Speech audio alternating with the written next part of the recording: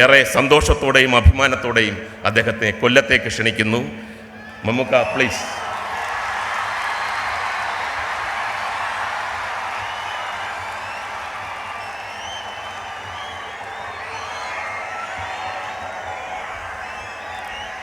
പ്രിയപ്പെട്ടവർ,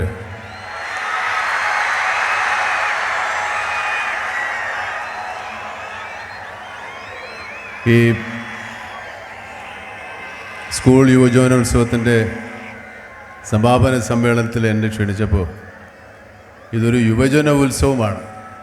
എന്നെപ്പോലെയുള്ള ഒരാൾക്ക് ഈ യുവജനങ്ങളിൽ എന്ത് കാര്യമെന്ന് ഞാൻ ആലോചിച്ചു. മിനിസ്റ്റർ നിർബന്ധിച്ച് പറഞ്ഞു, നിങ്ങളാണ് ഈ പരിപാടിക്ക് പറ്റിയ യോഗ്യനായ ആൾ. അങ്ങനെ അദ്ദേഹം കണ്ടുപിടിച്ചത് ഞാനിപ്പോഴും യുവാവാണെന്നുള്ളതാണ്. പക്ഷേ അത് കാഴ്ചയിലേ ഉള്ളൂ കേട്ടോ. വയസ്സ് 90 ഏതായാലും ഞാൻ വരാമെന്നുള്ള കാര്യം തീരുമാനിച്ചപ്പോഴാണ് ഞാനൊരു വീഡിയോ ക്ലിപ്പ് കാണുന്നത്. മമ്മൂട്ടി എന്തുടുപ്പിട്ടിട്ടായിരിക്കും ഈ പരിപാടിക്ക് വരികയെന്ന്. അപ്പം ഞാൻ ഏതായാലും അതിനു മുമ്പ് ഒരു നല്ല പാൻറ്റുമൊക്കെ വെച്ച് അത്യാവശ്യം ഈ യുവാവാകണമല്ലോ, നേരെ ഒരു പുതിയ പാൻറ്റൊക്കെ തയ്പ്പിച്ച് ഒരു ഷർട്ടും വേണമെങ്കിൽ ഒരു കൂളിംഗ് ഗ്ലാസ് വരെ വെക്കാം എന്നുള്ള ധാരണയിൽ എല്ലാം റെഡിയാക്കി വെച്ചപ്പോഴാണ് ഞാൻ ഈ വീഡിയോ കാണുന്നത്. അപ്പോൾ അവരൊക്കെ പറയുന്നത്, അവർ പ്രതീക്ഷിക്കുന്നത് ഒരു മുണ്ടും വെള്ള ഷർട്ടും ഇട്ടാണ് എന്നെ പ്രതീക്ഷിക്കുന്നത്.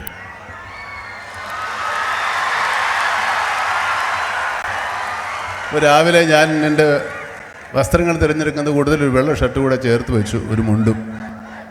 നിങ്ങളുടെ എല്ലാവരുടെയും പ്രതീക്ഷയ്ക്കൊത്ത് അണിഞ്ഞൊരുങ്ങാൻ മാത്രമേ എനിക്ക് സാധിച്ചിട്ടുള്ളൂ. പക്ഷേ ഈ ഇത്രയും വലിയ ജനക്കൂട്ടം കാണുമ്പോൾ എനിക്ക് വലിയ പരിഭ്രമമുണ്ട്.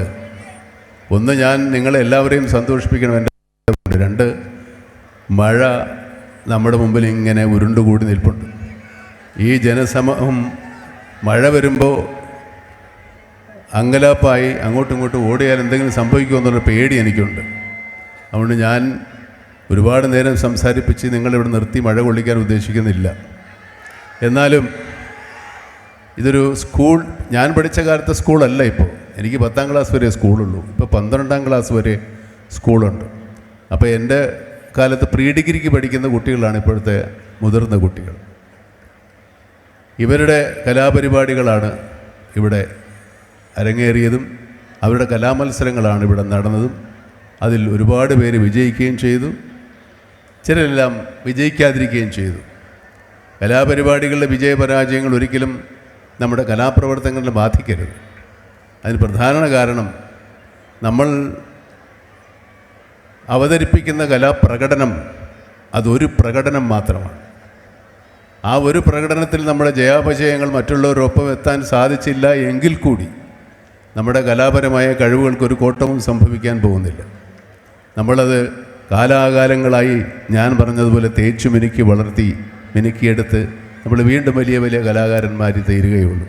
അതുകൊണ്ട് മത്സരത്തിൽ വിജയിച്ചവർക്കും പരാജയപ്പെട്ടവർക്കും കലാലോകത്ത് അവസരങ്ങൾ ഒരുപോലെയാണ്. ഒരു യൂണിവേഴ്സിറ്റി യൂത്ത് ഫെസ്റ്റിവലിൽ പങ്കെടുക്കാൻ പോലും സാധിക്കാത്ത ആളാണ് ഞാൻ. നിങ്ങളുടെ മുമ്പിൽ നിന്ന് സംസാരിക്കാൻ അർഹത നേടിയെങ്കിൽ ഈ കലാപരിപാടിയിൽ പങ്കെടുത്ത വിജയിച്ചവർക്കും പരാജയപ്പെട്ടവർക്കും ഒരുപോലെ ഒരുപാട് അവസരങ്ങളുണ്ടാവും. ഇവിടുത്തെ കലാരൂപങ്ങൾ ഏറ്റവും വലിയ മാതൃകകളാണ് നമുക്ക്. ഇവിടെ ക്ഷേത്രകലകളുണ്ട്, മാപ്പിളപ്പാട്ട് മത്സരമുണ്ട്, കൈകൊട്ട് മത്സരമുണ്ട്. അങ്ങനെയുള്ള എല്ലാ തരത്തിലുള്ള കേരളത്തിലുള്ള എല്ലാ തരത്തിലുള്ള മത്സരങ്ങളും ഒരു വിവേചനവുമില്ലാതെ ഇവിടെ അവതരിപ്പിക്കപ്പെടുന്നുണ്ട്. എനിക്ക് തോന്നുന്നത് ഒട്ടും വിവേചനമില്ലാത്തൊരു കൂടിച്ചേരൽ, ഒരു സമ്മേളനം, ഒരു കലകളുടെ സമ്മേളനം ഇതുപോലെയുള്ള യൂത്ത് ഫെസ്റ്റിവലുകൾ തന്നെ ആയിരിക്കണം. നമ്മൾ കുട്ടികൾ ചെറുപ്പത്തിൽ തന്നെ അവരുടെ മനസ്സിലേക്ക് അനാവശ്യമായ ചിന്തകളില്ലാതെ, ഒരു വിവേചനങ്ങളോ വേർതിരിവുകളോ ഇല്ലാതെ അവരുടെ കലാപരിപാടികൾ അവതരിപ്പിക്കുമ്പോൾ കൂടെ നിൽക്കുന്ന ആരാണ്, കൂടെയുള്ളവരാരാണ്, നമ്മുടെ സുഹൃത്താണ്, നമ്മുടെ സഹപാഠിയാണ്, നമ്മുടെ കൂടെ പരിപാടി നടത്തുന്ന നമ്മുടെ ഒരു കൂട്ടുകാരനാണ് അല്ലെങ്കിൽ കൂട്ടുകാരിയാണെന്നുള്ള ബോധത്തിൽ തന്നെയാണ് നിങ്ങളുടെ ഈ പരിപാടികൾ ഇവിടെ അവതരിപ്പിക്കപ്പെടുന്നത്. നമ്മുടെ കൂട്ടായ ശ്രമത്തിൽ നമ്മൾക്ക് വിജയങ്ങൾ ഉണ്ടാകണമെന്ന് മാത്രമാണ് അവരുടെ മനസ്സിലുള്ളത്.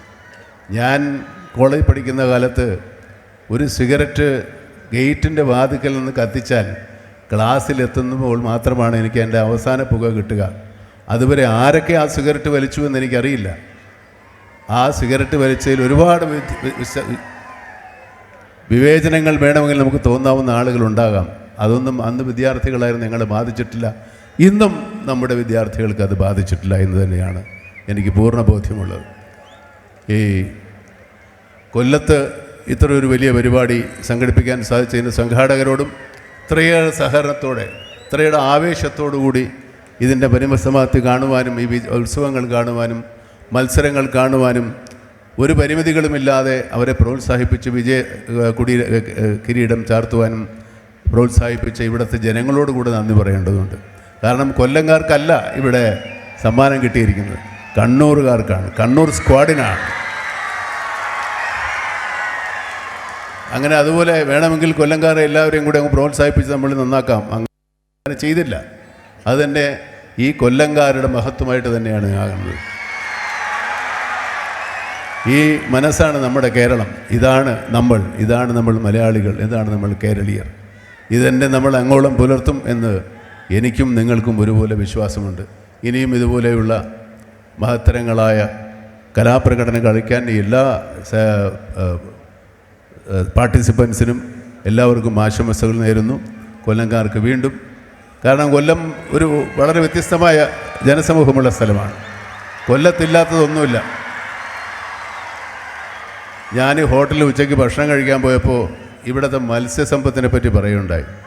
ഇത്രയും നല്ല മീൻ കിട്ടുന്നത് ഞങ്ങളുടെ നാട്ടിലാണെന്നായിരുന്നു എൻ്റെ ധാരണ. ഞാൻ ഈ അടുത്ത കാലത്ത് ഷൂട്ടിങ്ങിന് വന്നപ്പോൾ ഈ ഹോട്ടലിൽ ഏറ്റവും നല്ല മീൻ കിട്ടുന്നത് ഇവിടം തന്നെയാണ്. കൊല്ലം എല്ലാം കൊണ്ടും സമ്പുഷ്ടവും സമ്പന്നവുമാണ്. നല്ല മനുഷ്യരെ കൊണ്ടും സമ്പന്നമാണ്, നല്ല പ്രകൃതി സമ്പത്ത് കൊണ്ടും സമ്പന്നമാണ്. കൊല്ലം കണ്ടവൻ ഇല്ലം വേണ്ട എന്നാണ്. ഒരിക്കൽ കൂടി എല്ലാ നന്മകളും നേർന്നുകൊണ്ട് എല്ലാവർക്കും സന്തോഷവും സമാധാനവും ഉണ്ടാകട്ടെ. ശാന്തി.